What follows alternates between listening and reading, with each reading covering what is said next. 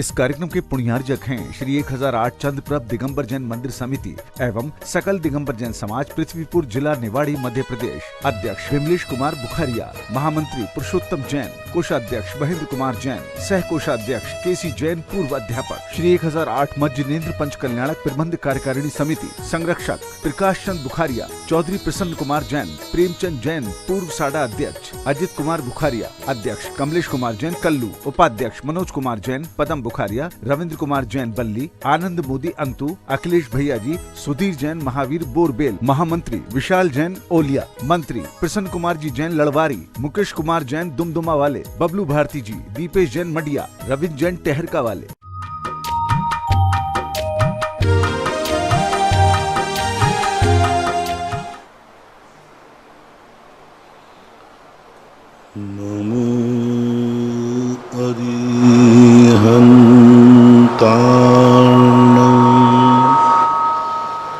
नमो सिद्धार्णं नमो आयर्याणं नमो वज्रायाणं नमो लोये सव्यसाहूर्णं।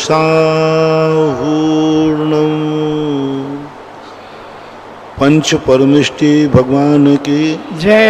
आचार्य श्री गुरुवर कुंद कुंद महाराज की जय। आचार्य श्री गुरुवर विद्यासागर महाराज की जय। परम पूजनी निर्यापक श्रमण मुनि श्री सुधा सागर जी महाराज की।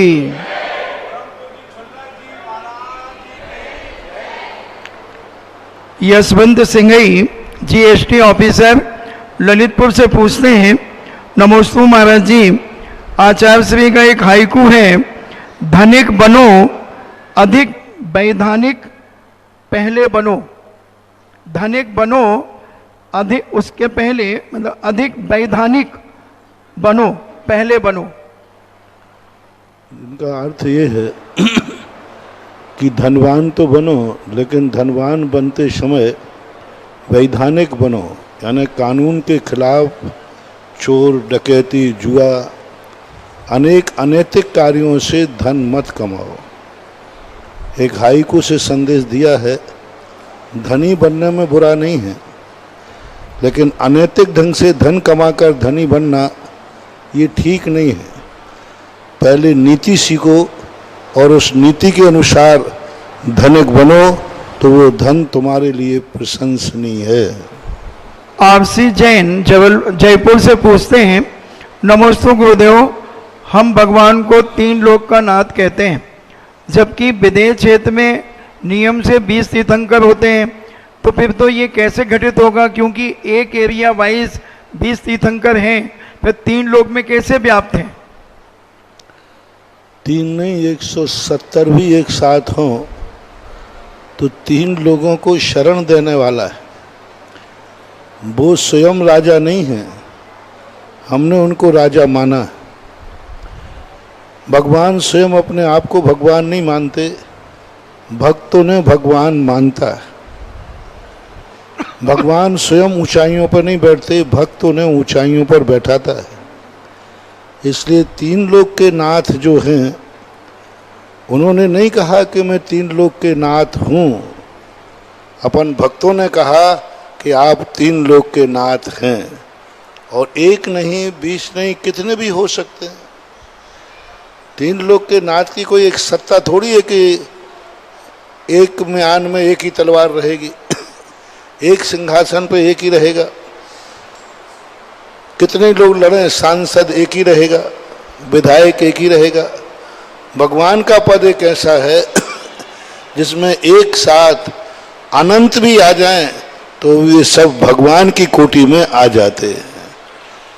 वहाँ एक छत्र राज नहीं है, वहाँ पर है कि गुणों का राज है। इतने गुण जिसके पास हैं वह सब भगवान की कोटि में आते हैं, वे सब त्रिलोकी नाथ कहलाते हैं। कपिल जैन रहली पटना से पूछते हैं, नमोस्तु महाराज जी, हम लोग पूजा के अंत में विसर्जन पाठ में बोलते हैं, मंत्रहीन धनहीन हूं। तो महाराज जी हमारे पास तो नमोकार जैसे महामंत्र है, फिर हम मंत्रहीन क्यों हैं? वहाँ मंत्रहीन का अर्थ है कि हम सही उसका अर्थ नहीं जानते।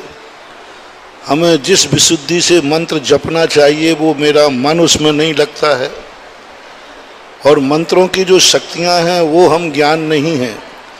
मात्र शब्दों का नाम मंत्र नहीं है। मंत्र का अर्थ होता है मंत्रणा, जो गुप्त की जाती है, जो छुपी हुई रहती है, उसका नाम बोलते हैं मंत्र। छुपी हुई वस्तु है। तो हम नमोकार के उच्चारण तो जानते हैं, लेकिन उसके अंतर छुपी हुई जो शक्ति है उसको हम नहीं जानते हैं। इसलिए मंत्र शब्द जो है गुप्त गु के अंतर में आता है। मंत्रणा यानी एक विशेष रूप से सबसे हट करके जो मंत्रणा की जाती है वह शक्ति से मैं रहित हूँ, ऐसा मानना चाहिए। सीए पवन चंद जैन मालवीय नगर जयपुर से पूछते हैं, मेरे आराध्य गुरुवर के चरणों में कोटि सा नमन। महाराज जी द्रव्य वस्तु और पदार्थ में क्या अंतर है? द्रव्य एक वो अस्तित्ववान शक्ति है, द्रव्य है जो सदा से था, सदा है और सदा रहेगा। उसमें किसी भी प्रकार का अभाव नहीं होता। तत्व वो कहलाता है जब वस्तु परिणमन करती है तब वह तत्व कहलाता है, और वस्तु जब कहलाती है जब वह वस्तु वह द्रव्य परिणमन करता है, और परिणमन करने के बाद जो उसको टाइटल मिलता है वो वस्तु कहलाती है।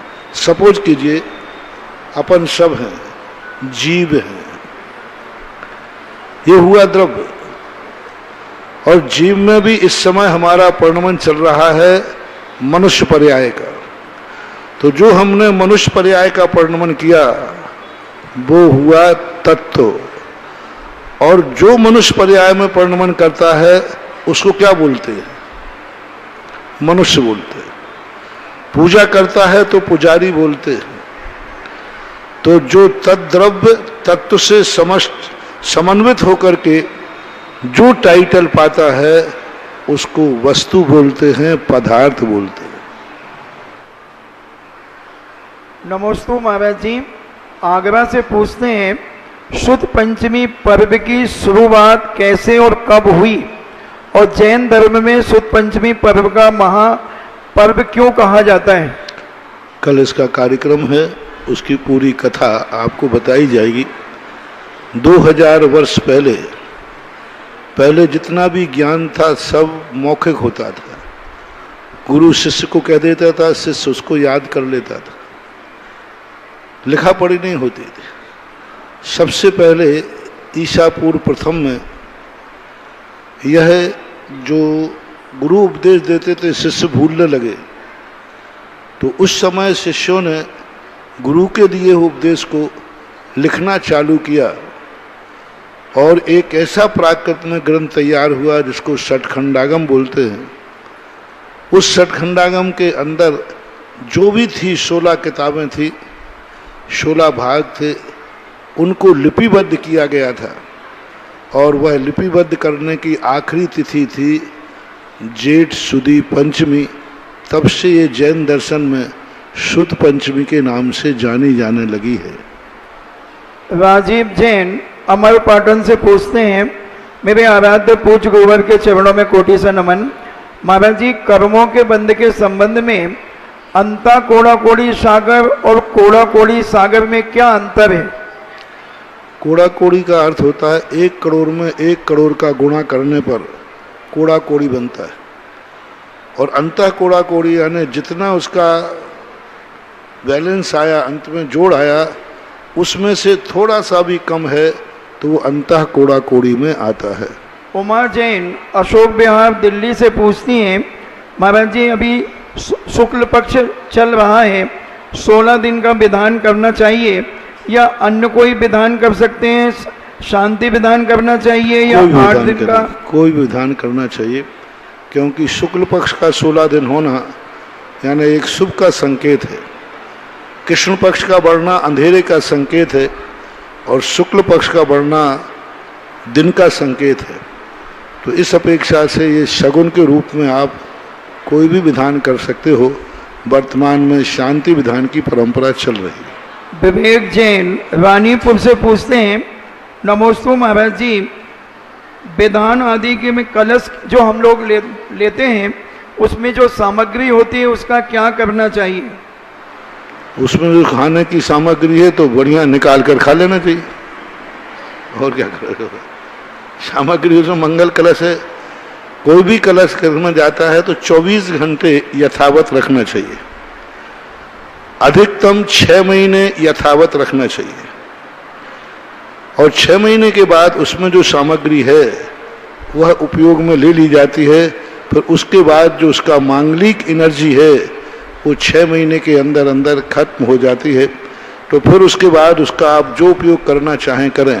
कम से कम कोई चीज़ घर में प्रवेश की है मंगल कलश, 24 घंटे उसको यथावत रखो, और यदि कोई बड़ी चीज़ है तो 6 महीने रखो।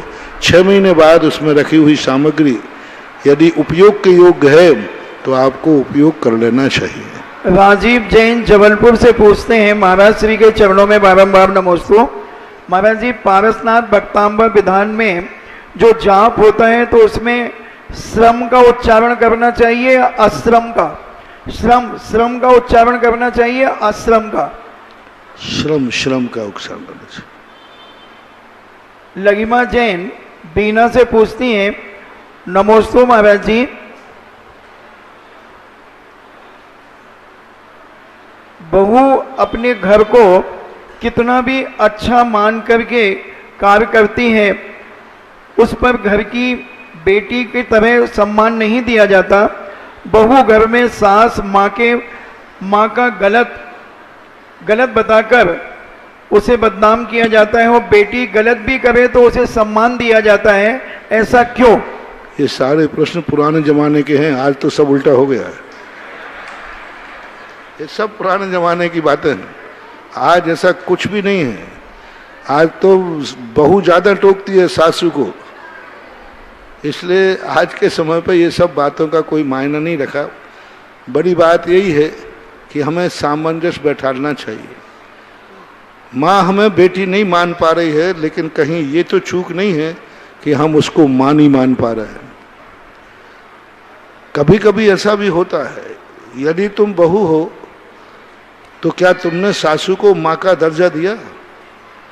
क्या कभी कहा कि मेरी एक माँ जो जन्म देने वाली माँ थी, उसको जब मैंने छोड़ा है तो मैंने सोचा था कि मैं माँ को छोड़ रही हूँ, लेकिन आज मैंने उस माँ से भी मैंने बड़ी माँ पाई है, ऐसा कह करके कभी उसके पैर छू के देख लेना, वो माता ही तुम्हें जगदम्बा बन जाएगी।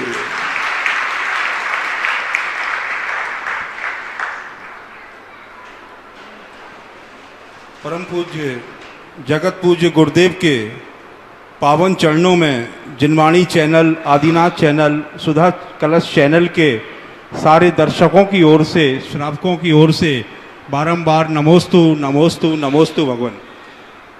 जिज्ञासु के तौर पर, प्रथम जिज्ञासु के तौर पर श्री अशोक जैन, वरिष्ठ व्यापारी नेता, उसके बाद तैयार रहेंगी श्रीमती सुरेखा जैन नायक।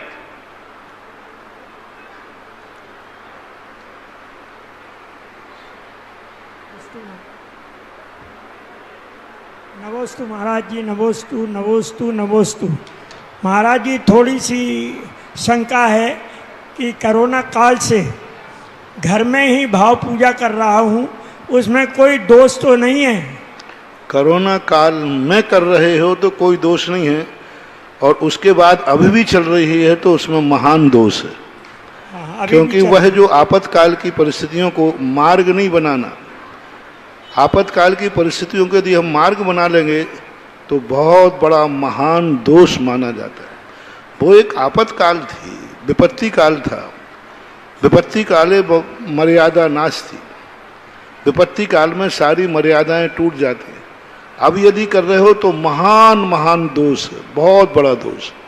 क्योंकि अब आपको मंदिर बंद नहीं है और आप असमर्थ भी नहीं है, आप आराम से बाजार में घूम रहे हैं, तो मंदिर के लिए भी आप ऐसा ना करें।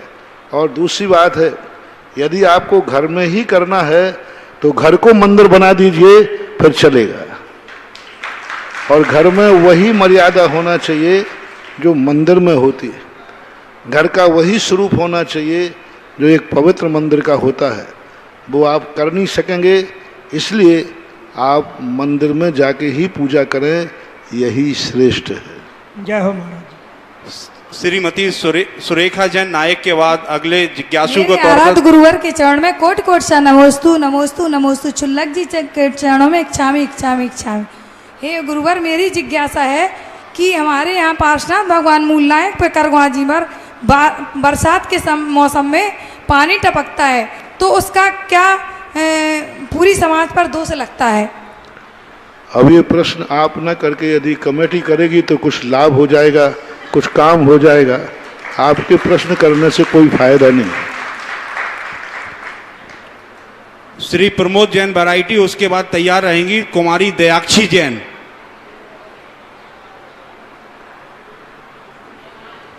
पूज्य मुनिद्वय के चरणों में कोटिशा नमोस्तु। छुल्लक जी के चरणों में इच्छामी। वैरायटी परिवार की ओर से भी नमोस्तु।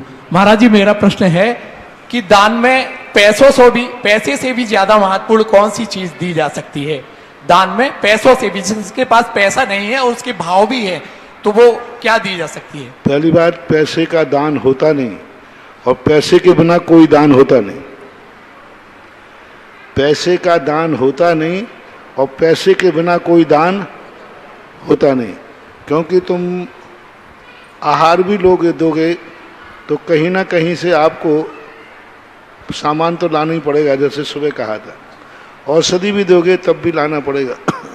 और जिसको दान देना है उसको बुलाने के लिए हमें पैसा चाहिए ही पड़ेगा।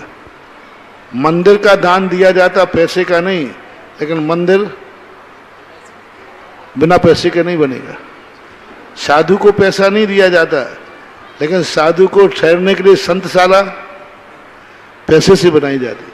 तो पैसा कोई दान नहीं है, पैसा कोई वस्तु नहीं है, लेकिन पैसे के बिना हम किसी वस्तु का उपयोग नहीं कर सकते। आपकी गृहस्थी में धन के बिना सबसे बड़ी उपयोगी चीज क्या है? आपकी गृहस्थी में बोलो। धन ही करना। माँ बाप की सेवा करोगे तो उनके लिए सेवा करने के लिए भी तो धन चाहिए। तो ऐसी धन को कोई चीज मत, धन हर चीज में व्याप्त हो गया है। क्योंकि आज के समय धन के बिना हम कुछ भी नहीं कर सकते। धन के बिना जो किया जाता है उसका दान नहीं होता, उसका ग्रहण होता है। जिसे हम चारित्र बोलते हैं, व्रत बोलते हैं, इनका दान नहीं होता।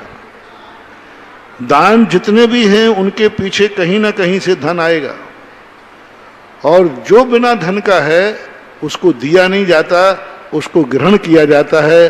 जिसे नियम कहते हैं, व्रत कहते हैं, ये धारण किए जाते हैं। नमोस्तु गुरुदेव। कुमारी दयाक्षी जैन के बाद तैयार रहेंगी चंदापुर जनालय की श्रीमती शशि जैन। नमोस्तु महाराज, नमोस्तु। छुल्लक महाराज को इच्छामी। महाराज, मेरी ये जिज्ञासा है कि आपके नाम के आगे पुंगव लगाया जाता है, इसका अर्थ क्या होता है? मुझे भी पता नहीं, मैंने तो कभी लगाया नहीं। आप लोग लगाते हो, जो लगाते हो उनसे पूछ लेना।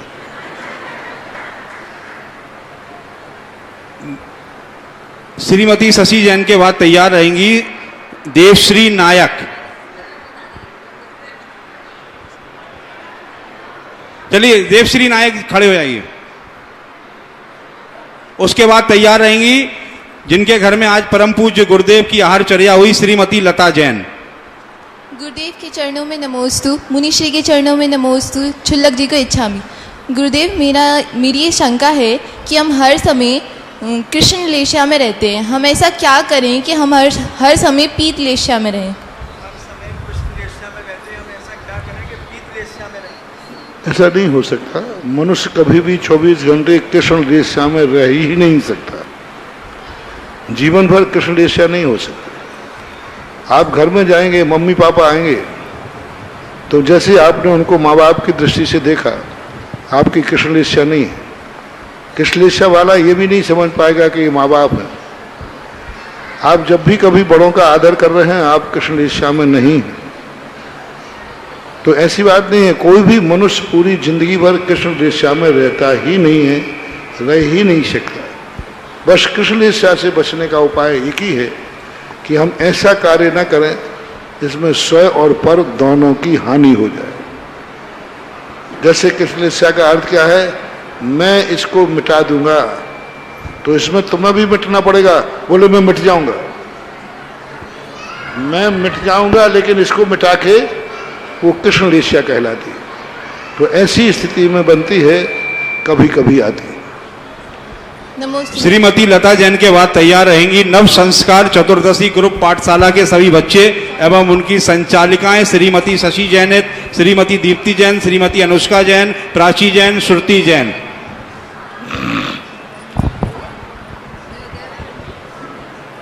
श्रीमती लता जैन के चलिए नव संस्कार चतुर्दशी ग्रुप की जल्दी खड़े हो जाएं, सारे बच्चे खड़े हो जाएं, वहीं से नमोस्तु करेंगे गुरुवर को। कीजिए, अपनी जिज्ञासा कीजिए माइक से। जय जय गुरुदेव। सबसे पहले पर्दी आओ बेटा, गुरुदेव के चरणों में नमोस्तु करो। गुरु मेरी तरफ से गुरुदेव के चरणों में नमोस्तु, और फिर छुल्लक जी के चरणों में इच्छामी। मेरा ये प्रश्न है कि अपने जैन धर्म में जो तीर्थंकर होते हैं वो 24 ही क्यों होते हैं? तो 24 होते और 25 कर देता तो फिर प्रश्न नहीं करती, 23 हो जाते तो प्रश्न नहीं करती, फिर 23 में भी यही प्रश्न करते, 24 में भी। एक ऐसा नियोग है, कुछ परिणतियां ऐसी होती हैं नियोग। कल के दिन ये भी पूछ सकती हो कि 2 ही आंखें क्यों होती हैं, 2 ही कान क्यों होते हैं, 2 हाथ क्यों होते हैं? तो ये कुछ ऐसी नियोगी क्रियाएं कहलाती हैं जिसमें यह संख्या निश्चित होती है कि भरत क्षेत्र में, ऐरावत क्षेत्र में 24 ही तीर्थंकर होते हैं, ऐसा मानना चाहिए। नवकार चतुर्दशी ग्रुप के पाठशाला के बच्चों के बाद तैयार रहेंगे आदिनाथ सोशल ग्रुप और श्रीमती मयूरी जैन झांसी। मुनिश्री के चरणों में नमोस्तु, छुल्लक जी के चरणों में इच्छामी। हम सभी पाठशाला के बच्चों का यह प्रश्न है कि हम अपना जीवन सफल, सार्थक और सुखद बनाने के लिए क्या प्रयत्न करें?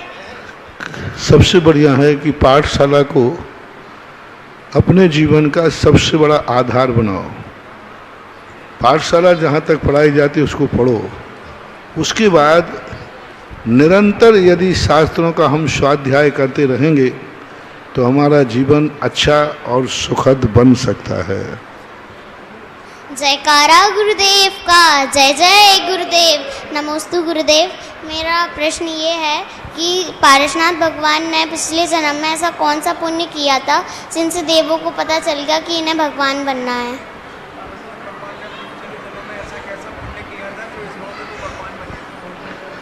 उन्होंने अच्छा पुण्य किया था, जगत कल्याण की भावना की थी। अपने दुश्मन के प्रति भी उन्होंने अच्छा भाव किया, दुश्मन को भी क्रोध नहीं किया, 10 भाव से, और जगत कल्याण की भावना भाते हैं, इसलिए वो तीर्थंकर कहलाते हैं। हाँ। आदिनाथ सोशल ग्रुप के बाद तैयार रहेंगी श्रीमती मयूरी जैन झांसी। मेरे आराध्य गुरुवर के चरणों में सत्सत नमोस्तु नमोस्तु नमोस्तु। छुल्लक जी के चरणों में इच्छामी इच्छामी। हे गुरुवर, मैं सिर्फ निवेदन करना चाहता हूँ कि गुरुवर, इतना पूछना चाहता हूँ कि केस लॉन्च क्यों किए जाते हैं? आप लोग केस लॉन्च करते हैं, इसकी जानकारी हमें और जेनेतो समाज को जरूर दें, और आपको सुनते हैं लोग। मैं चाहता हूँ आप उसके बारे में जरूर बताएं। हम केस लॉन्च करते हैं तो आपको क्यों करते हैं, और हमें आपसे प्रश्न करते कि आप लोग बालों की कटिंग क्यों कराते हो? आप लोग केस लॉन्च करना शुरू कर दो ना। हम लोग नहीं करते महाराज श्री, इसलिए तो आपसे केस लॉन्च करने का सबसे बड़ा पूज्यवर बट्टिकेर आचार्य महाराज ने मूलाचार में लिखा कि केस लॉन्च करने का सबसे बड़ा कारण है हिंसा, क्योंकि हम कैंची से कटाएंगे तो हिंसा आदि की स्थिति बनती है। दूसरा कारण है कि हमें पराधीन होना पड़ेगा, याचना करना पड़ेगी, हमें कैंची मंगाना पड़ेगा, आपसे याचना करना पड़ेगी। और तीसरा कारण होता है शरीर के प्रति निर्ममत्व भाव। हर 2, 3, 4 महीने में, जैसे आपके स्कूल में टेस्ट होते रहते ना, टेस्ट, वार्षिक परीक्षा अलग है, बीच के टेस्ट 3 माही 6 माही, ऐसे ही हर 2, 3, 4 महीने में हमारी ये परीक्षा होती रहती है कि शरीर के प्रति राग भाव तो नहीं आ गया। तो उस शरीर और आत्मा के भेद विज्ञान को अनुभूति में लाने का एक सबसे अच्छा तरीका है एक। दूसरा, याचना परीक्षा, हमें कटिंग कराने के लिए किसी से याचना करना पड़ेगी, किसी का आलंबन लेना पड़ेगा। आहार हो तो मैं छोड़ दूं, तुम कहो कि पर आहार के लिए आप जाते हो, तो ऐसे ही कोई कटिंग कराने के लिए चले जाओगे, भैया कोई कटिंग कर दो। तो आहार के लिए तो किसी ने नहीं दिया तो मैं उपवास कर लूंगा, लेकिन किसी ने कटिंग नहीं की तो फिर मैं क्या करूंगा? और पूरे 4 महीने पूरे हो गए। उपवास में तो चिंता नहीं है, नहीं मिलेगा, नहीं देंगे तो हम समाधि ले लेंगे, उपवास कर लेंगे, कोई दोष नहीं है। लेकिन यदि मेरे 4 महीने पूरे हो गए और किसी के कटिंग कराने की स्थिति अनुकूलता नहीं बन पाई, तो फिर इनको नहीं बढ़ाया जा सकता। इनको बढ़ाने के लिए हमें फिर निर्वृत्ति मार्ग अपनाना पड़ेगा, जैसे बाहुबली ने और आदिनाथ भगवान ने हटाया। इस प्रकार के 2-3 कारण होते हैं जिन कारणों से स्वावलंबी, सबसे बड़ी चीज है स्वावलंबी क्रिया। दूसरी बात है कि हमें रागादि भाव की परिणति पता चल जाती है कि शरीर के प्रति हम कितने निर्ममत्व भाव को प्राप्त हुए हैं, ऐसा मान। नमोस्तु। श्रीमती मयूरी जैन के बाद तैयार रहेंगे हुनर जैन लड्डू, जो कि हमारी दिगंबर जैन पंचायत समिति के परम संरक्षक श्री संतोष कुमार जैन चंदेरी वालों के पौत्र हैं। मयूरी जैन खड़ी हो जाए, उसके बाद हुनर जैन।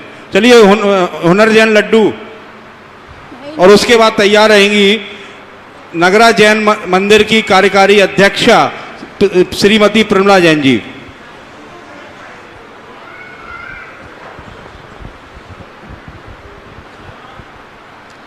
नमस्ते महाराज जी।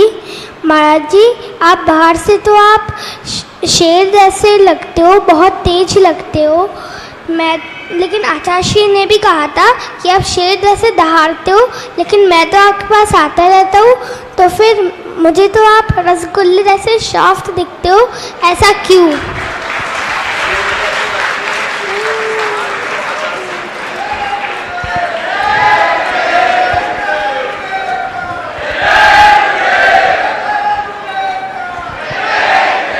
शेर दहाड़े नहीं तब भी शेर जैसे ही लगता है, दहाड़ नहीं थोड़ी होती।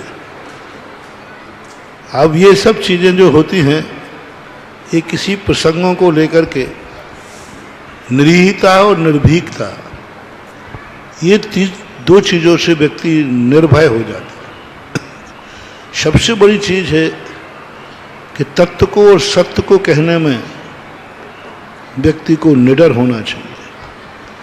उसको ये नहीं होना चाहिए कि यदि मैंने ये बात कही तो ये लोग बुरा मान जाएंगे, ये बात कही तो फिर मैं सत्य बोल दूंगा तो मेरे ऊपर परेशानी आ जाएगी, मैं सत्य बोल दूंगा तो लोग मेरे ऊपर कहेंगे। नहीं, जब सत्य का उद्घाटन करने बैठे हो तो ये मत देखो कि मेरे ऊपर लागू हो रहा है, किसके ऊपर हो रहा है।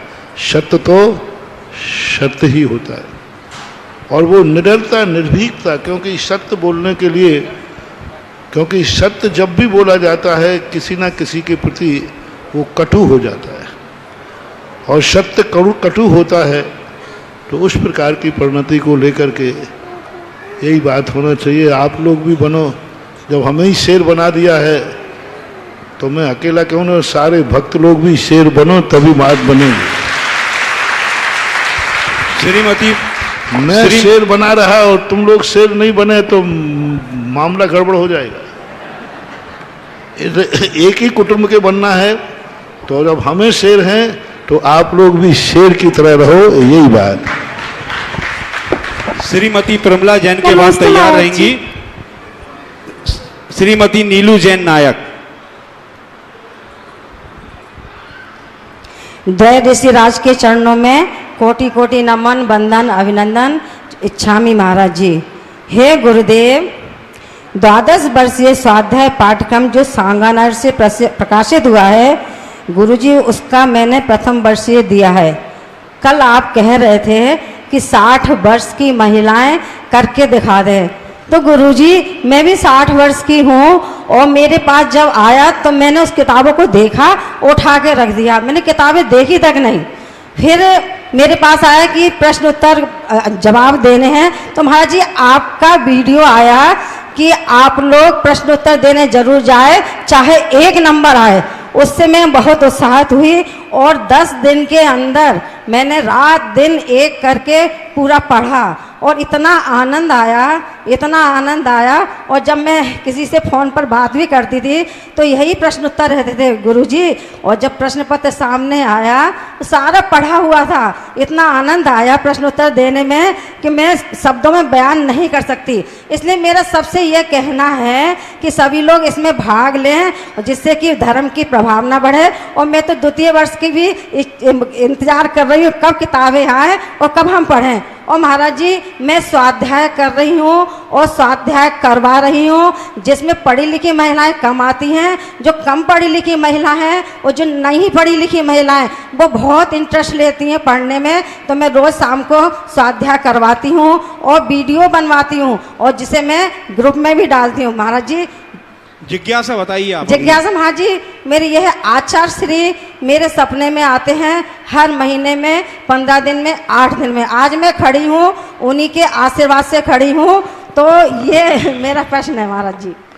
स्वाध्याय करने वालों के स्वप्न में भगवान और गुरु नहीं आए तो कोई राक्षस आएंगे क्या? स्वाध्याय करोगे, तत्व चिंतन करोगे तो आचार्य गुरु भगवान यही तो स्वप्न में आएंगे। दूसरी बात है कि जैसे हमने कहा था कि आप ये मत सोचें कि हमें कितने नंबर लाना है। सोमदेव ने नीति लिखी है कि तुम यह मत सोचो कि कितना चले हो, तुम यह सोचो कि हम 1 कदम चले हैं। जहाँ थे वो 1 कदम तो मंजिल कम हुई है। यदि नहीं पढ़ते तो वो 1 नंबर भी नहीं मिलने वाला। कम से कम 1 नंबर तो मिला, कम से कम इतना ज्ञान तो हुआ कि किताब का नाम क्या है। और कुछ ज्ञान हुआ हो या नहीं हुआ, इतना ज्ञान तो हुआ कि ये विषय कठिन है। पढ़ते ही नहीं तो ये भी ज्ञान नहीं होता। इसलिए हर व्यक्ति को स्वाध्याय करना चाहिए।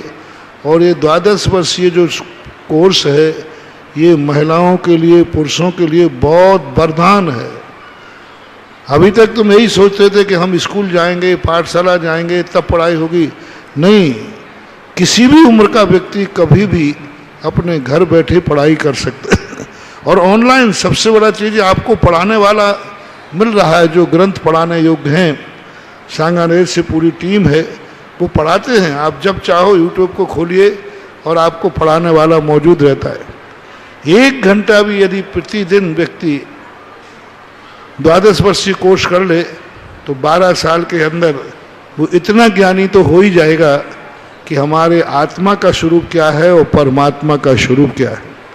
इसलिए आप ये ना सोचें कि हमें कितने नंबर मिलेंगे, ये सोचें कि 0 नंबर से तो 1 नंबर भी कम से कम है तो सही।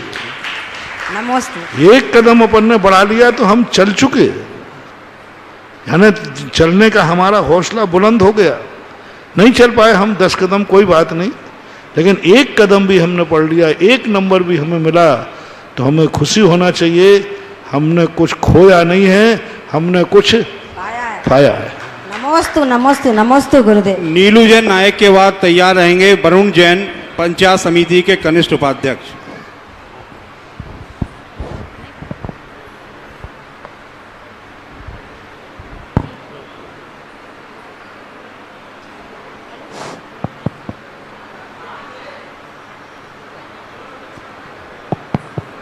चलिए वरुण जी आप।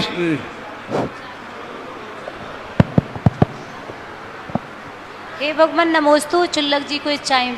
मैं 12 वर्षीय की छात्रा हूँ। भगवान मेरी जिज्ञासा है कि जो लिखना नहीं जानते उन्हें पढ़ना है, तो तो वो कैसे परीक्षा दें, या किसी से लिखवाएं या मौखिक दें? जो पढ़ना जानते लिखना नहीं जानते तो लिखना सीख लेना चाहिए, और फिर भी परीक्षा बोर्ड जो होते हैं उनको अपनी समस्या बताइए, वो कोई ना कोई आपकी व्यवस्था कर सकते हैं। भगवान जो 1 साल में ही 5 वर्ष का कोर्स करना चाहता हो तो कोई बात नहीं, यदि आपको ऐसी व्यवस्था नहीं मिले तो आप पढ़ते रहिए, परीक्षा दे करके कोई तुम्हें IAS ऑफिसर का नौकरी नहीं करना है। नमस्ते भगवान। ज्ञान प्राप्त करना है, परीक्षा तो इसलिए रखी है कि उस बहाने लोग पढ़ ले हुए, लेकिन आप परीक्षा नहीं दे सकते हैं तो पढ़ रहे हैं तो पढ़ना चालू रखिए। वरुण जैन के बाद तैयार रहेंगी श्रीमती सुनीता जैन शिवाजी। मुनिदय के चरणों में नमोस्तु, क्षुल्लक जी को इच्छामि। गुरुदेव, मेरी जिज्ञासा ये है कि आपके एक एक शब्द और वाक्य के पीछे बहुत गूढ़ रहस्य होते हैं, लेकिन कभी कभी मुझ जैसे अल्पज्ञ उस रहस्य को पकड़ नहीं पाते।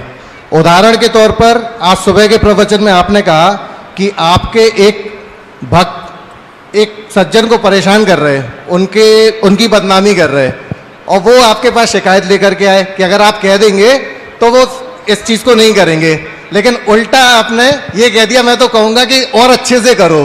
तो आपने उसको सीधा सीधा ना समझा करके ये उल्टी भाषा जो दी, इसके पीछे रहस्य क्या है? तो आपको उसका दूसरा शब्द नहीं सुना, हमने ये पूछा था कि कौन आपका बुरा सोच रहा है, बोले दुश्मन। तो दुश्मन तो बुरा ही सोचना चाहिए, नहीं सोचता है तो वो असली दुश्मन नहीं, नकली है। उस दुश्मन को दोस्त भी तो बना सकते गुरुदेव। एक बार ध्यान रखना, एक बार व्यक्ति सेल्फ पास लेने गया मेडिकल पर, तो सेल्फ पास देने वाला मेडिकल वाला अच्छा व्यक्ति था, तो उसने कहा ये छोकरा सेल्फ पास लेने आया है और कल ही 12th क्लास का रिजल्ट आया है।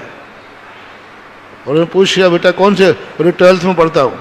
वो समझ गया कि कल रिजल्ट में ये, तो उसने नकली सेल्फ पास दे दिया, नकली दे दिया। उसने खाया, वो मरा नहीं, उसने कोर्ट केस कर दिया। उसने कोर्ट केस किया कि आपने नकली सेल्फ पास दिया, और कोर्ट में बाकायदा फैसला हुआ और मेडिकल वाले को अपराधी घोषित किया कि तुमने नकली सेल्फ पास दिया, अपराधी घोषित हुआ वो। लेकिन तुरंत वहां नोट लगा दिया गया, क्योंकि बचाने का भाव था इसलिए माफ किया जाता है। गुरुदेव, जिज्ञासा यही है कि आप दोस्ती का राज, अब वो नकली जो जहर था, अब उसने तो इसलिए दिया तो वो मरना चाहता है और मरने चाहता है, और यदि तुम नकली जहर दोगे तो अपराध की कोटि में तो आओगे।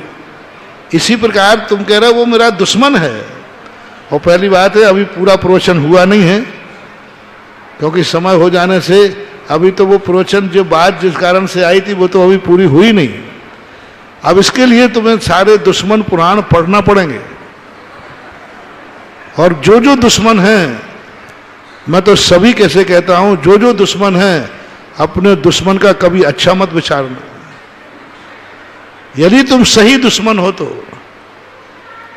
क्योंकि वो जब तुम्हें दुश्मनी मान रहा है तो फिर तुम दुश्मनी तरीके से जिंदा रहना चाहिए। एक बच्चे से कहा कि बच्चा तू बहुत उधम कर रहा, बंदर कहीं का, तो वो और कुछ ना, जब मैं बंदर ही हूं तो फिर मैं तो कूदूंगा।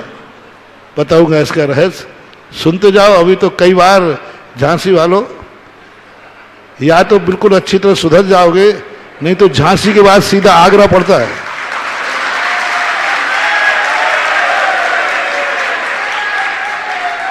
या तो पागल होकर के आगरा में जाके पहुंच जाओगे, और यहाँ पर सही लेन पे आकर के सुधर जाओगे, ऐसा है। अभी तो कई झटके लगना है। सुनीता जैन शिवाजी के बाद तैयार रहेंगी मेहरू कला राजस्थान से श्री ज्योति जैन। दोनों महाराज जी के चरणों में बारंबार नमोस्तु, क्षुल्लक जी के चरणों में इच्छामि। महाराज श्री, कल श्रुत पंचमी है और इसकी क्या महिमा है और इसे किस तरीके से मनाना चाहिए? कल श्रुत पंचमी है तो इसकी क्या महिमा है? प्रथम प्रश्न, पहला प्रश्न आया था, उसमें बता दिया। नमोस्तु महाराज। ज्योति जैन के बाद तैयार रहेंगी नागपुर से पधारे जिनेन जैन गार्ड, पूर्व अध्यक्ष पंचायत समिति झांसी। नमोस्तु महाराज जी, इच्छामी महाराज जी। महाराज जी, लड़कियां शादी के पहले पिता के अधीन होती हैं, शादी के बाद पति के अधीन और बुढ़ापे में बेटों के अधीन हो जाती हैं। ऐसे में वो पारिवारिक बंदिशों के कारण अपने धर्म का निर्वाह नहीं कर पाती है। बहुत चाहत रहती है कि अपने जैन ये धर्म क्या का- है, ये पूर्व में किए हुए अपराध की सजा है। जैसा है शांति पूर्वक इस सजा को काट लो। अब क्या करें, स्त्री पर्याय का ऐसा अपने आप में पर्याय है कि बचपन में पिता के अधीन, जवानी में पति के अधीन और बुढ़ापे में बेटे के अधीन वो रहना ही पड़ता। पर्यायगत कुछ दोष होते। ये आज ये मामला सिमटने वाला नहीं, क्योंकि अतीत के किए हुए अपराध की सजा है। अतीत में जो अपराध किया इस पर्याय के लिए, उस पर्याय के प्रति ऐसी परिणति होती है। पर अब आपको ये सोचना है कि ये पराधीनता नहीं है। मैं नारियों को हमेशा कहता हूँ कि ये पराधीनता नहीं है, ये तुम्हारी सुरक्षा है। क्यों मानते हो कि पिता के अधीन है? पिता की ये मानो कि ये सुरक्षा है, आपकी सुरक्षा सबसे बड़ा।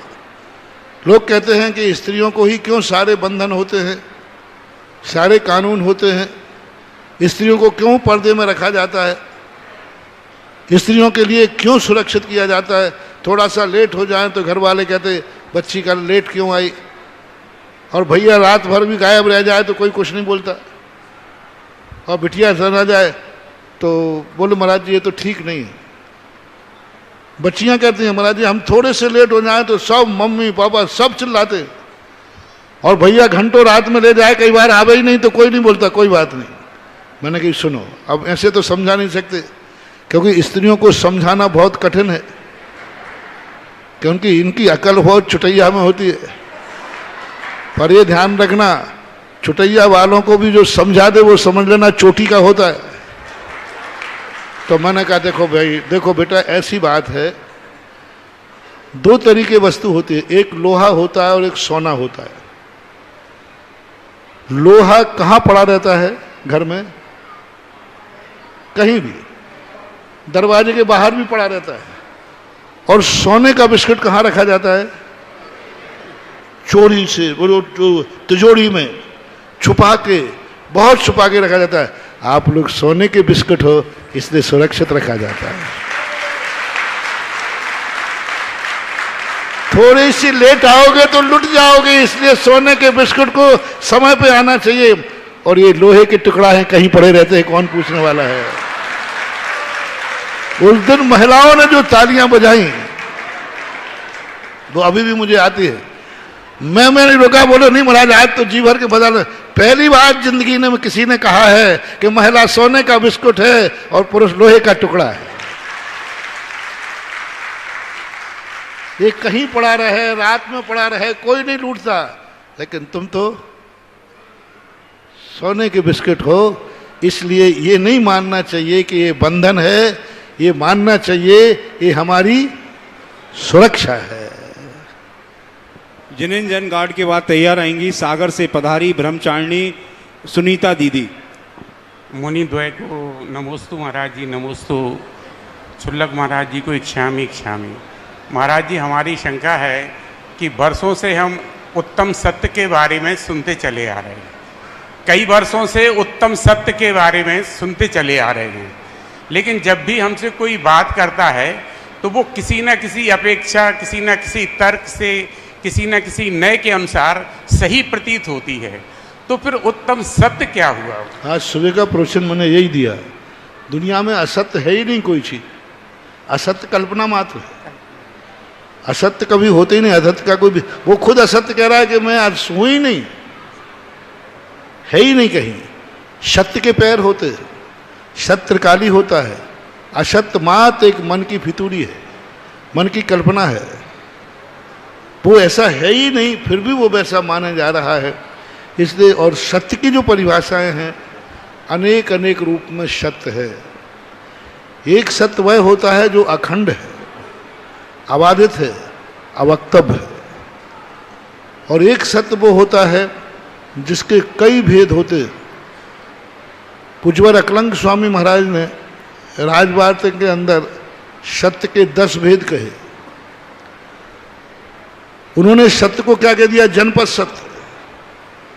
ये मत सोचो कि सही क्या है। सभी लोग क्या बोल रहे हैं? बोले सभी लोग बोल रहे हैं कि यह है, तो जनपद सत्य मान करके उससे ग्रहण कर लेना चाहिए। ये भी जनपद सत्य दिया है। एक सत्य वो भी कहा है, सत्यमपि विपदे, यदि अहिंसा व्रत की रक्षा झूठ बोलने से होती है तो झूठ बोलना भी सत्य है। इसे सत्य व्रत, सत्य वचन, सत्य धर्म और सत्य, ये सब अलग अलग रूपों में आते हैं। सत्य धर्म और सत्य वचन दोनों में अंतर है। सत्य धर्म में झूठ भी आता है, क्योंकि उसका अभिप्राय जैसे उस मेडिकल ने सेल पास वाले को नकली सेल पास दे दिया, ये सत्य धर्म में आएगा कि असत्य में आएगा? सत्य धर्म में आएगा, क्योंकि उसका भाव क्या था?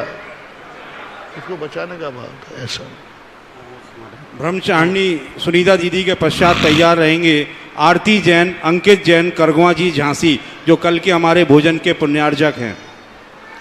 निर्यापक मुनि श्री सुधा सागर जी महाराज जी के चरणों में त्रिकाल कोटिसा नमोस्तु।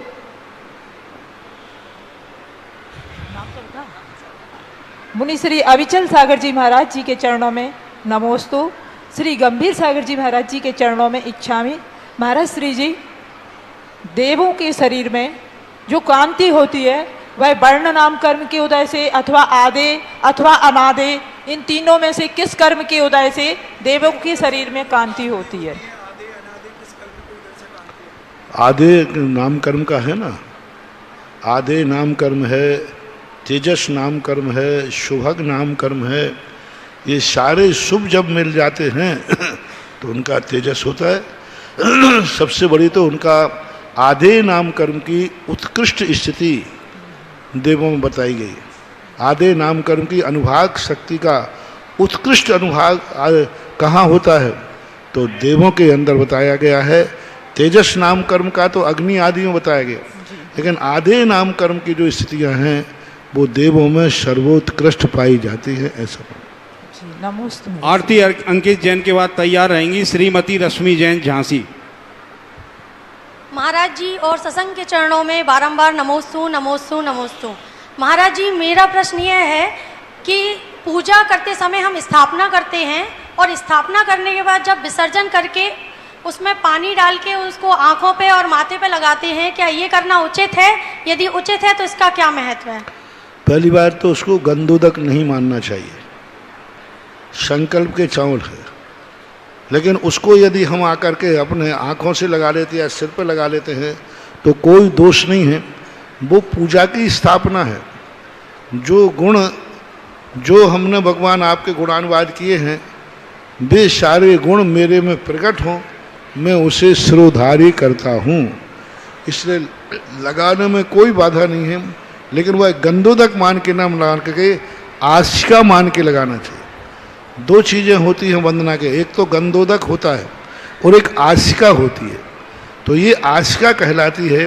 तो आशिका को माथे पर धारण करना, आँखों पर लगाने में कोई बाधा नहीं है। श्रीमती रश्मि जैन के बाद तैयार रहेंगे श्रीमान नीलेश मोदी झांसी। मुनिद्वय के चरणों में कोटिशा नमोस्तु, शुल्लक जी के चरणों में इच्छामि। महर्षि, मेरी एक जिज्ञासा और एक निवेदन है। जब मैंने गवर्नमेंट ऑफिस ज्वाइन किया था तो मैंने संकल्प लिया था कभी रिश्वत नहीं लूँगी, बट इतने टाइम में मैंने ये देखा कि कई बार मजबूरी में मुझे देना पड़ता है। मतलब गलत काम के लिए नहीं, सही काम को स्पीड में लाने के लिए, और पूरा ग्रुप देता है तो मुझे हमेशा विकल्प होता है उस चीज़ में कि जो मेरा नियम है मैं मतलब उसको वो कर रही हूँ, और इसमें मैं क्या कर सकती हूँ? और दूसरा मेरा निवेदन है,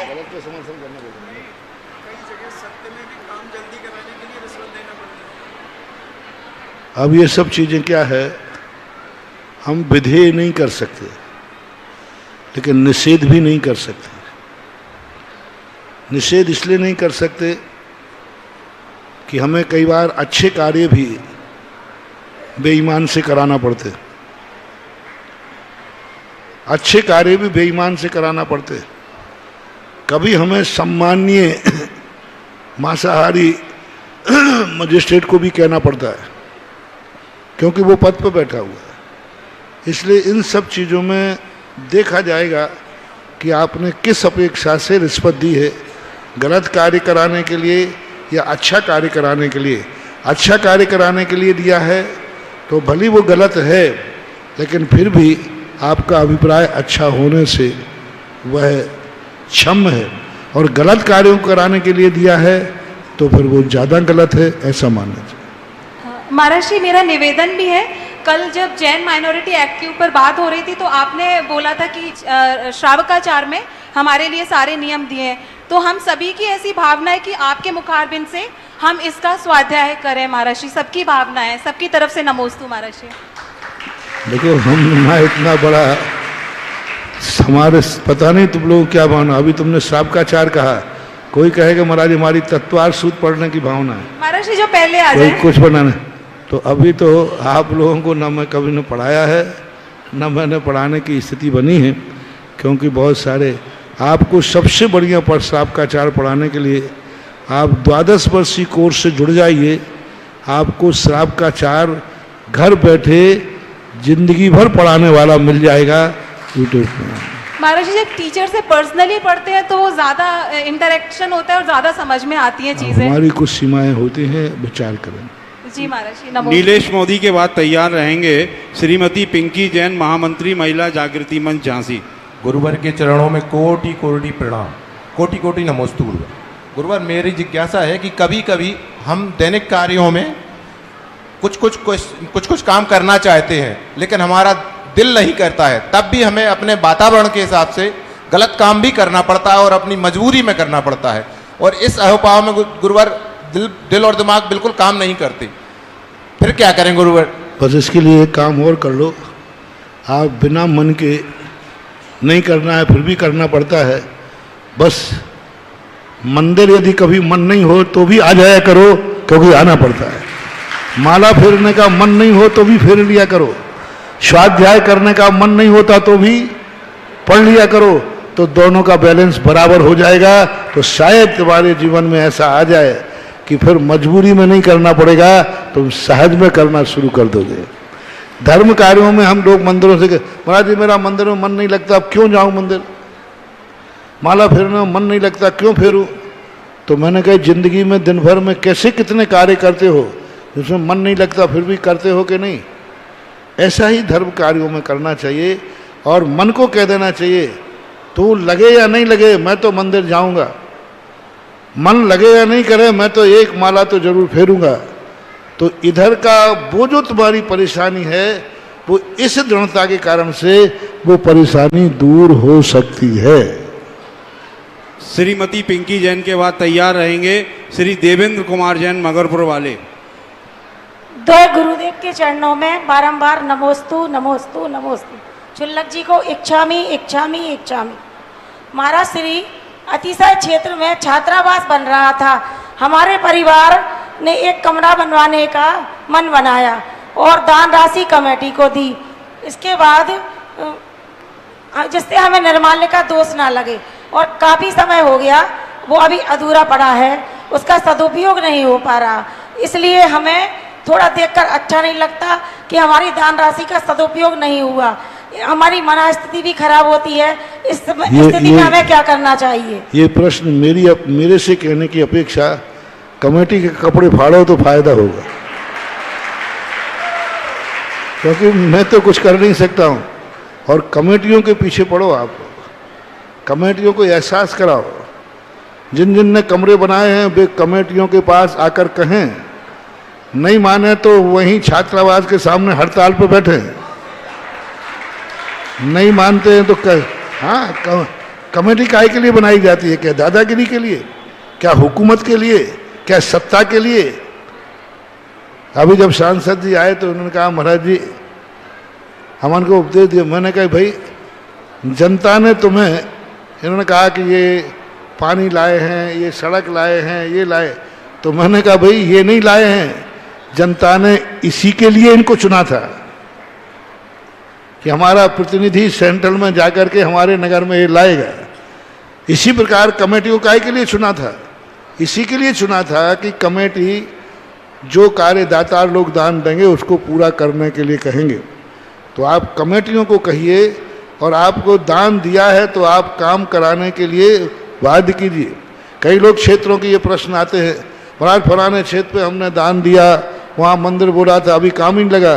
मैंने कहा मेरे से मत बोलो, वहाँ जाकर के सब लोग फोन करो, और नहीं हो तो एक आध बार जाकर के देखो, और नहीं हो तो फिर उनके जाकर के फिर उनके यहाँ तरीके अपनाओ। सब अच्छे से कह दो भैया देखो हमने दान दिया था, बना दो, आप पूरा कर दो। वो कहे ना आप नहीं ऐसा वैसा है तो थोड़ा गर्म होके बोल देना, और फिर और नहीं माने तो कहना लो हम जब तक आप बनाने की हाँ नहीं कहोगे हम यही अन्न जल त्याग करके आमरण अनशन करते हैं।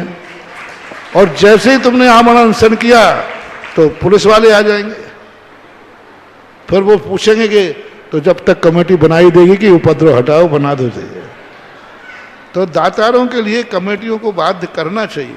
क्यों नहीं, जब कमेटी से पैसा लिया है तो, और यदि नहीं बनाते हैं तो मैं ब्याज के वापस लेना चाहिए, मैं ब्याज के वापस लेना चाहिए। और जो उतने पैसे से आप कमा सकते थे धंधा लगा करके, वो हिसाब लगा करके पदाधिकारियों से वसूल करना चाहिए, मंदिर से नहीं। मंदिर से वसूल मत करना, नहीं तो मामला और गड़बड़ हो जाए। मंदिर से वसूल नहीं करना, पदाधिकारियों से वसूल करना। कार्यकारिणी कमेटी अपने घर से पैसा देवे, क्योंकि आपकी जिम्मेवारी है कि बनाने दे। लोग कहें कि पुरानी कमेटी ने बनाया, हम क्या करें, तो आपको कमेटी में आने के पहले सोचना चाहिए था। जब पुरानी कमेटी का अधिकार आपने ले लिया है तो पुरानी कमेटी का कार्य की जिम्मेवारी भी आपकी है। हम क्या करें, पुरानी कमेटी, तो पुरानी कमेटी का पद भी आपने लिया कि नहीं, कि वही है अभी। पुरानी कमेटी के अध्यक्ष पद आपने ले लिया, मंत्री पद आपने ले लिया, कोषाध्यक्ष पद ले लिया। तो पुरानी कमेटी ने जो वायदे किए हैं वो वायदे भी नई कमेटी को करना ही चाहिए। 90% मैं क्या करूंगा, जो पुरानी कमेटी का काम है। अरे पुरानी कमेटी के तुमने बदल दिया, पद पे बैठ गए और तुम संपत्ति कार्य करने से मुकरते हो। ये सारे भारत के लोगों को मैंने आज सुबह का प्रवचन देखना, मैंने दुकानदार को सावधान करने की बात नहीं कही। किसको सावधान किया? मैं कमेटियों को सावधान नहीं करूंगा, क्योंकि कमेटी सावधान होगी भी नहीं। मैं तो दान देने वालों को सावधानी करूंगा कि तुम सावधान हो जाओ तो कमेटियां लाइन लगा के खड़ी हो जाएंगी। ध्यान रखें, दातार लोग अपने आप में शांत बैठ जाते, दे दिया क्या आपको अपना हिसाब। हाँ, जिन्होंने दान दिया है वे दादागिरी न दिखाएं। हाँ, नहीं तो वे सबसे ज्यादा आते जिन्होंने 1 रुपया दान में नहीं दिया। वो नहीं, जिन्होंने दान दिया है वे अपने पैसे के सदुपयोग करने के लिए पूछने के पूर्ण अधिकारी हैं, पूछना ही चाहिए। श्री देवेंद्र कुमार जैन के बाद तैयार रहेंगी कुमारी निकिता जैन झांसी। नमोस्तु महाराज, नमोस्तु। सुल्लभ जी को इच्छामी महाराज।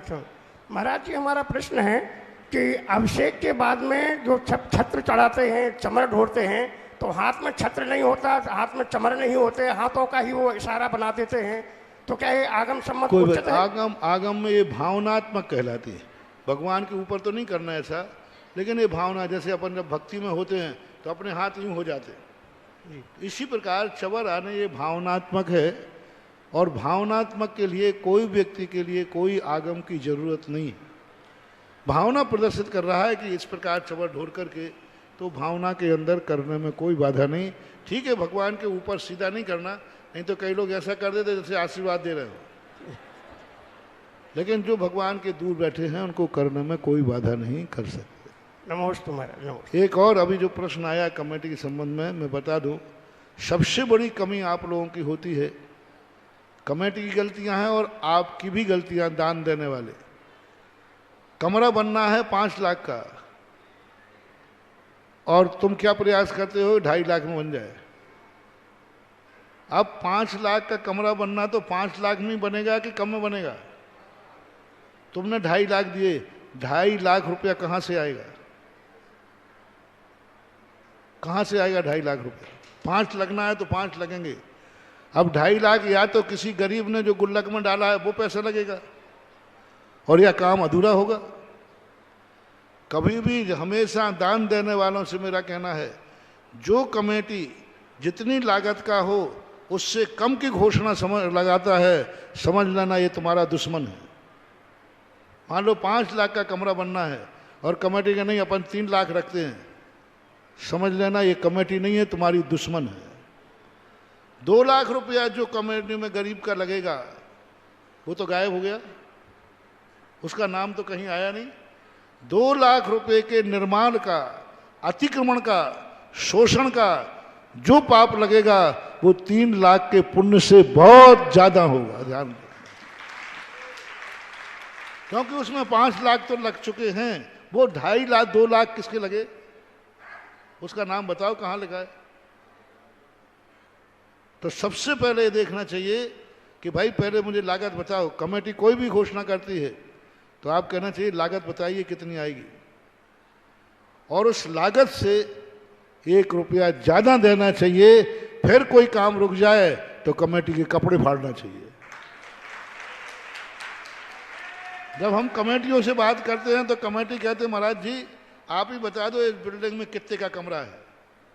तो मैंने की बात क्या, बोले महाराज 2.5 लाख रुपया दिए थे, बताओ 2.5 लाख में कमरा बनता है क्या। ये भी कभी कमेटी से आपने पूछा, कभी कहा, कभी आपने पूछने का प्रयास किया कि भाई 2.5 लाख रुपए में कमरा बनता है क्या। 5 लाख के कमरे पर 2.5 लाख का नाम लिखवाना, ये कहाँ तक न्याय है। ये दान देने का कोई भी पुण्य लगने वाला नहीं है। और ये हो रहा है जैनियों में, हमने पूरी परंपरा ये खत्म कर दी। अभी बरुआ सागर के अंदर धर्मशाला का कमरे का कर राशि वो पहले से 2.5 लाख रखे थे, मैंने कहा 2.5 में तो बनने वाला नहीं है। फिर यही होगा कि वो 7 लाख रुपया रखा है, 7 लाख रुपए का एक कमरा बनेगा। इस छात्रावास के 2.5 लाख वाले 7 लाख करवा देवे, 2 महीने के अंदर एक पूरी बिल्डिंग बन के तैयार हो जाएगी। रुकी इसलिए है कि 5 लगना है और 2.5 मिला है, 2 मिले और लगे 5 है। तो दान देने वालों को भी ये सोचना चाहिए कमेटी कहाँ से लाए, कहाँ से खर्च करे, कहाँ से पैसे को उसकी पूर्ति करे, घाटे की पूर्ति कहाँ तक करे। इसलिए आज सुबह मैंने कहा था कम बताकर ये मत करना कि भोजन में तुम जितना दो तो दो, बाकी मंदिर से देंगे।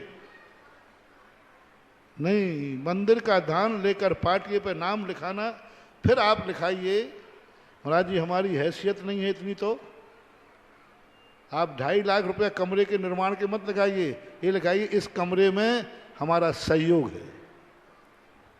सहयोग शब्द पढ़ते ही क्या हो गया कि मेरा ही नहीं है दूसरे का भी है। लेकिन निर्माता उसमें तो 3 पीढ़ी के नाम लिखाओगे। इसलिए जो लागत मूल आपकी लगती है उस लागत मूल का पैसा देने के बाद यदि कमेटी काम नहीं करती है तो कमेटी दोषी है।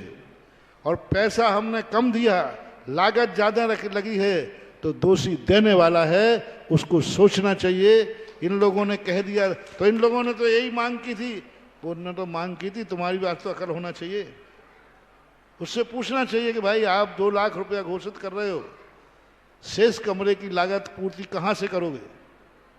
कमेटी कहते नहीं हम लोग पूरी करेंगे, बहुत अच्छी बात है। ये व्यवस्थाएं सब तरफ हो रही हैं, तो दोनों चेत जाओ और अच्छे से काम करो और करवाओ। तो निकिता जैन झांसी के बाद तैयार रहेंगे, पवन जैन सकरार। नमोस्तु गुरुवर, नमोस्तु मुनिश्री के चरणों में नमोस्तु नमोस्तु। महाराज जी मेरी शंका है कि जो लोग 16 के वस्त्र पहनकर मंदिर में चप्पल पहन के जाते हैं अभिषेक करने, तो उनको कितना पाप लगता है। नहीं, बिल्कुल भी नहीं पहनना चाहिए। चप्पल ज्योति पहनकर गाड़ी में बैठ करके धोती दुपट्टा पहनकर अभिषेक नहीं करना श्रेष्ठ है, करना बहुत बड़ा दोष है। कितना पाप लगता है उनको। मैंने कहा दोष है, बहुत बड़ा दोष। कोई थर्मामीटर नहीं है कि कितना पाप लगे बता, बस दोष कह दिया, बना दोष है। गुरुवर के चरणों में नमोस्तु, छुल्लक जी के चरणों में इच्छाम। गुरुवर मेरी जिज्ञासा है कि यदि कोई जीव अपने घर में निकलता है और उसको अपन ना मार के किसी दूसरे से यानी अन्य जाति से मरवाते हैं, तो उसका पाप अपन को भी लगता है या उसी दूसरे को लगेगा? क्यों नहीं लगेगा, बराबर लगेगा। नहीं तो कुछ लोग कहते हैं जैसे अपन नहीं जीव को मारेंगे, लेकिन कहते हैं किसी अन्य दूसरे से, बाहर वाले से, यानी जीव कोई विषैला है यानी सांप है या बिच्छू है, बराबर दोष लगेगा। एक माजी थी, उनके यहाँ एक सांप निकल आया, तो अब सांप निकलवाया तो उन्होंने कहा भैया ये लाठी है, ये सांप है, हमारी 14 है।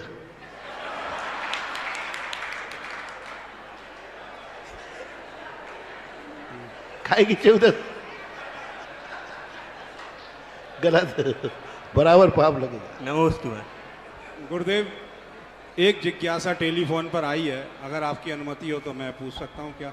राजीव खजुरिया ललितपुर पूछते हैं कि छोटे छोटे जगहों में जहाँ पर लोग आलीशान महलों में रहते हैं, मकानों में रहते हैं, वहाँ पर अगर अस्य क्षेत्र और सिद्ध क्षेत्र या बड़े मंदिर हैं, वहाँ पर संतशाला और वहाँ के जो धर्मशालाएं हैं और मंदिर का जो परिसर है, अगर वो उतना उच्च स्तरीय नहीं है, तो इसका दोष पंचायत को लगता है कि समाज को लगता है?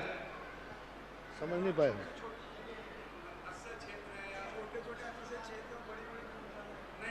जहाँ मेरा प्रश्न है गुरुदेव कि जहाँ जहाँ अस्य क्षेत्र हैं, लोग उस शहर में बड़े बड़े मकानों में रहते हैं, जैन समाज के लोग, लेकिन अस्य क्षेत्रों पर संतशालाएं उतनी स्तरीय नहीं है जिस स्तर पर लोग रहते हैं, तो ऐसी स्थिति में गुरुदेव आपका मार्गदर्शन क्या है? इसके लिए सबसे पहले तो दोष भक्तों को ही लगता है।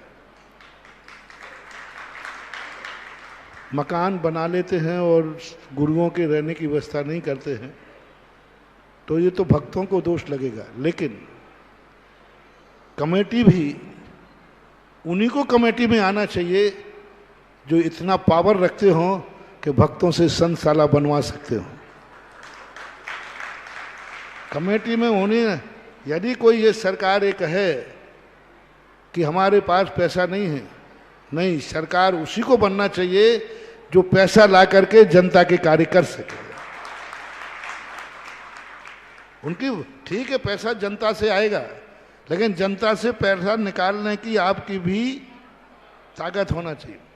तो जहाँ संतशाला ना हो, जहाँ धर्मशालाएं ना हो, कमेटी में आने के पहले सोचना चाहिए कि कमेटी में आने के बाद हमारी इतनी बकत है, हमारी इतनी सियार है कि हम संतशाला बनवा के रहेंगे समाज से।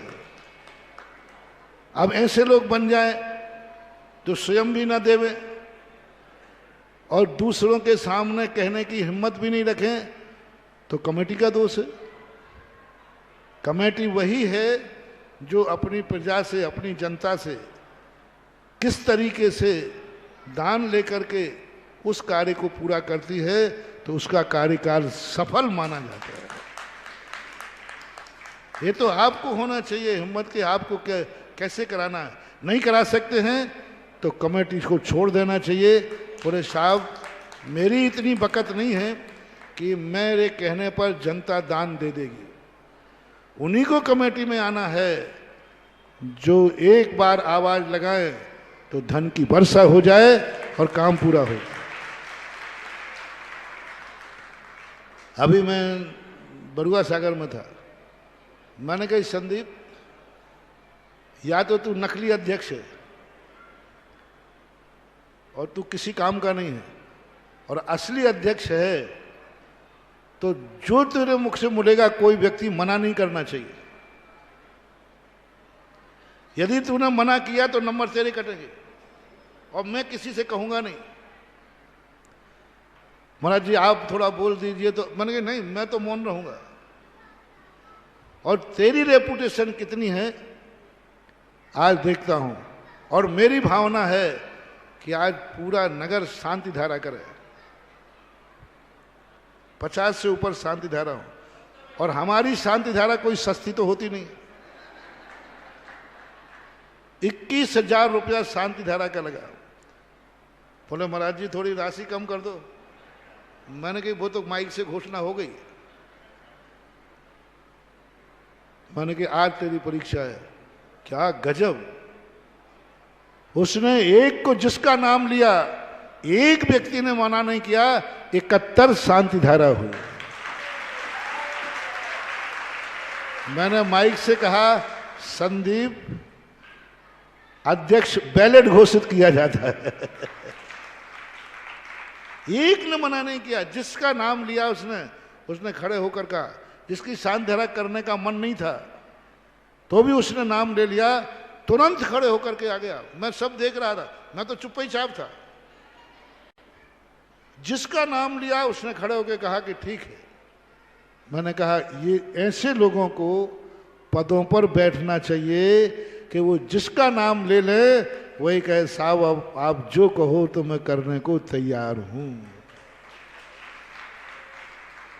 ऐसे लोग पदों पर बैठ जाते हैं कि घर का बेटा ही मना कर देता, पापा ध्यान रखना, दान दिया तो खबरदार। ऐसे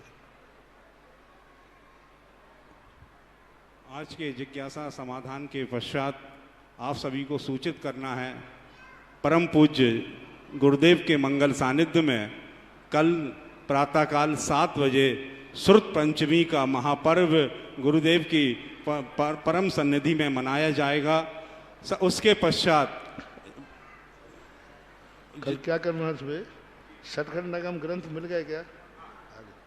तो करना क्या है? मंदिर में रखना, फिर मंदिर में ऐसा कर लें अपन, यदि जल्दी कर सकें तो 7 बजे यदि शांति धारा कर लें तो 7:30 बजे पालकी बुला लो या सब लोग सिर पर रख करके और मंदिर की परिक्रमा लगाते हुए यहाँ विराजमान करने लाएं।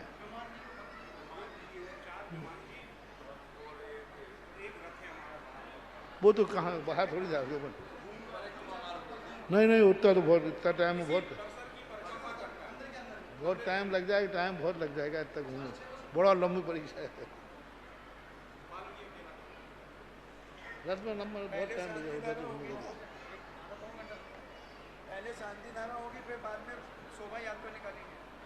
और उतने समय पे पब्लिक भी नहीं रहेगी। नहीं, वहीं मंदिर से यहाँ ले आए, मंदिर में विराजमान कर लो, मंदिर विराजमान कर लो। शांति धारा के बाद सब लोग अपने जैसे भी लाएंगे यहाँ लाके विराजमान करके पूजा करो। देखिए, सुबह 6 बजे हमने रानी महल से बस का प्रबंध किया हुआ है जो चंदापुर जिनालय होते हुए यहाँ पर 6:30 बजे पहुँचेगी। प्रतिदिन की भांति 7 बजे शांति धारा का कार्यक्रम मंदिर जी प्रांगण में मूल नायक भगवान का होगा।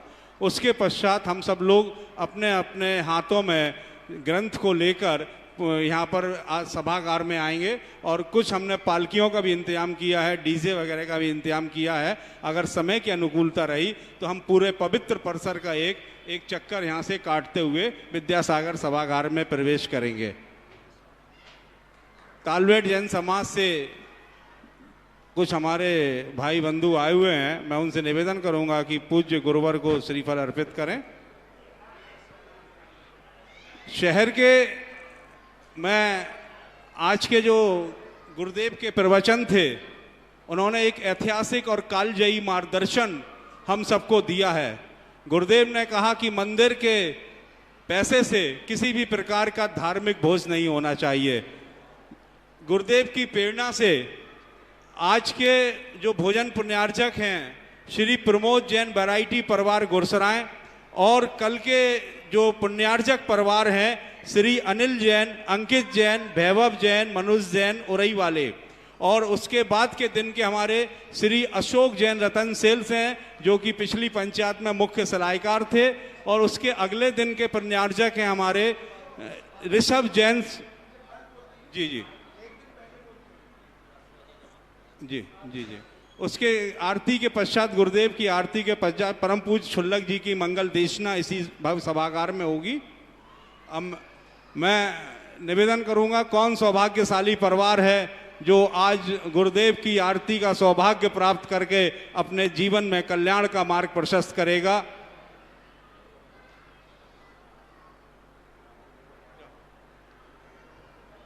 शीघ्रता करें।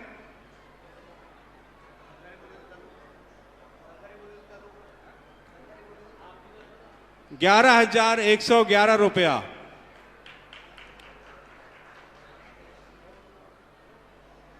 कोई चलिए 11,111 रुपया 1, 11,111 रुपया 2 और 11,111 रुपया 3। यह अब नियम से तो 3 हो गई, आपकी अगली कर देंगे। अनुशासन गुरुजी के सामने नहीं तोड़ सकता बात की तो नहीं, दूसरी है, एक और है। चलिए, माननीय श्री प्रदीप जैन जी आदित्य ने कल के लिए 51,000 रुपए की दान राशि घोषित की है। बहुत बहुत धन्यवाद। आज की बोली का सौभाग्य श्री भागचंद जैन, जो हमारे करगवा जी के निर्माण मंत्री हैं, सौरभ जैन, वो कृपया आ जाएं और शीघ्रता करें। श्री भागचंद जैन, श्रीमती रानी जैन, सुरभि जैन और सौरभ जैन। दूसरी आरती के लिए शीघ्रता से नाम दें। अजय जैन।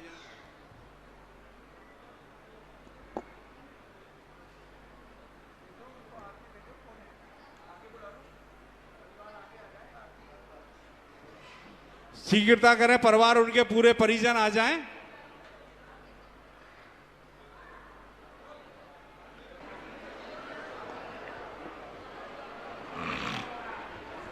दूसरी आरती का सौभाग्य सुधीर जैन, लता जैन, बगेरा वाले निशांत जैन, सोना जैन, मौली जैन।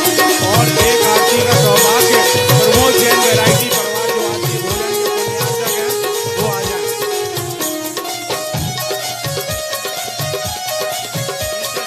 वैरायटी परिवार जो भी आपके सुधा सागर की गुण आगर की शुभ मंगल दीप सजाए के मैं आज उतारूं आरतियां।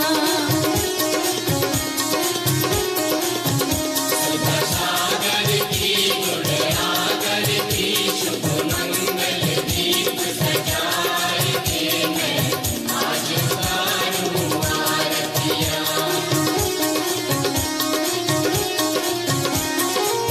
रूप श्री श्री शांति देवी के गर्भ विषय मुनि आए।